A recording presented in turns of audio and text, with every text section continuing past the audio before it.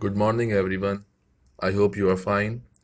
You guys must remember that the course of Computer Science 2210 is divided into two parts, that is, theory and programming. The chapters we have studied so far were from the first part of the course. Today, we are starting the first chapter from the second part of the course, that is, programming. As you can see, the name of the chapter is Problem Solving and Design. And in this chapter, we are going to study different tools, techniques, and strategies that are carried out before actually programming the computer to perform a certain task. Like you have programmed your computer in the grade 7 with Python and grade 8 with Visual Basic. So, the objective of today's class is to understand what a computer system is. So let's focus on the word system first. What is the meaning of the word system? A system is a bigger thing made up of different small things. For example, the school in which you are studying has head, headmistress, principal, SM, teachers, etc. All of these entities are making up this school system and achieving the ultimate educating. Okay, so all of these people are making the school system.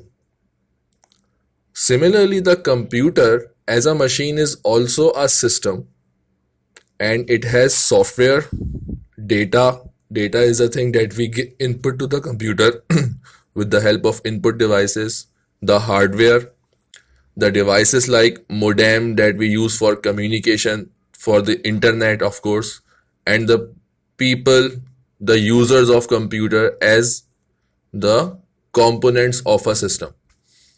Okay, so software, data, the hardware, communication devices, and the people, the users. We have 5 components of a computer system. These are the 5 main components of a computer system.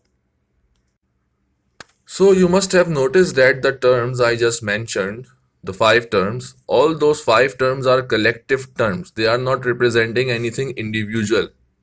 Okay, for example, the hardware is not representing any particular input or output device, but hardware is used as a collective term. Similarly, the term software, for example, we have many softwares in our computer, and each software can be a part of many systems that perform a specific task, a particular task.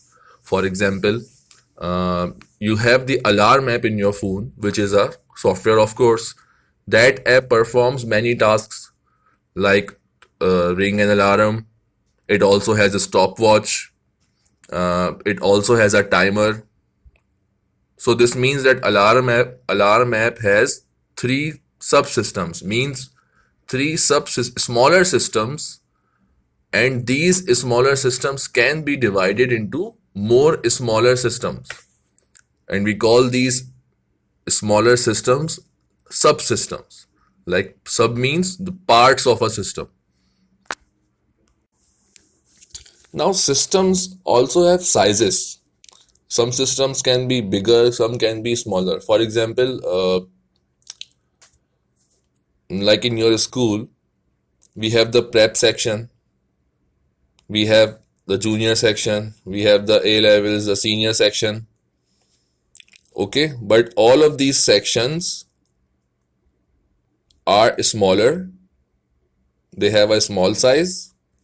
Okay, but they are connected to a, they are collectively making the city school PF chapter. Let me give you another example. Take the example of the alarm app again. An alarm app is a smaller system because it is only using the hardware, the data, and the software which is available in within your mobile phone. Okay, the speaker that is going to ring, it is present in your mobile phone. Okay, the software, the app for alarm is there. Okay, the clock is also available already. Okay, but let's compare it with the weather forecasting app. Okay, that weather forecasting app is not using the resources available within your system. Okay, it is only using the software and the internet. By using these two things, it is being connected to one of the supercomputers that of the world that is predicting the weather. Okay, and getting us the results from that supercomputer. Now let's look at this activity 9.1. This is a very easy one. We just studied about the weather forecasting system and the alarm app system.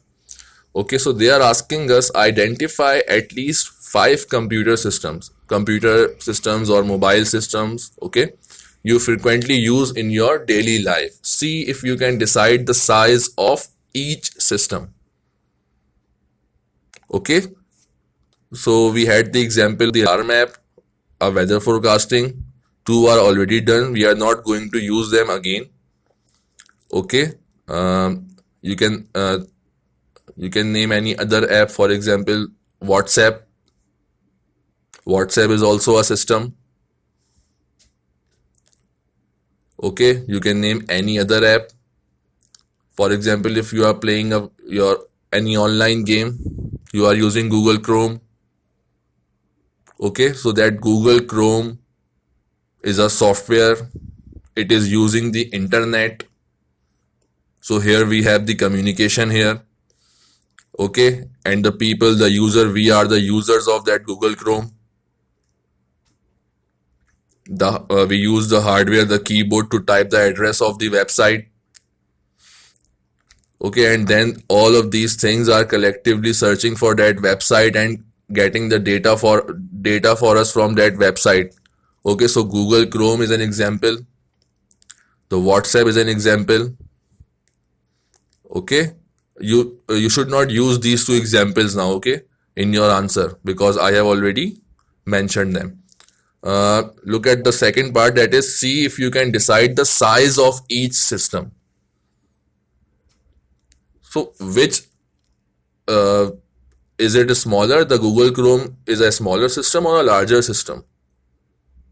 The WhatsApp is a smaller or a larger system? Just let me give you the hint. Any system that is connected to the internet is automatically a larger system. So WhatsApp is used with the help of internet. The Google Chrome is used with the help of internet. So both of these systems are large systems. Okay, and anything you are doing within your computer, within your mobile phone, using the already available resources, that those are your smaller systems. Okay, I hope you get it.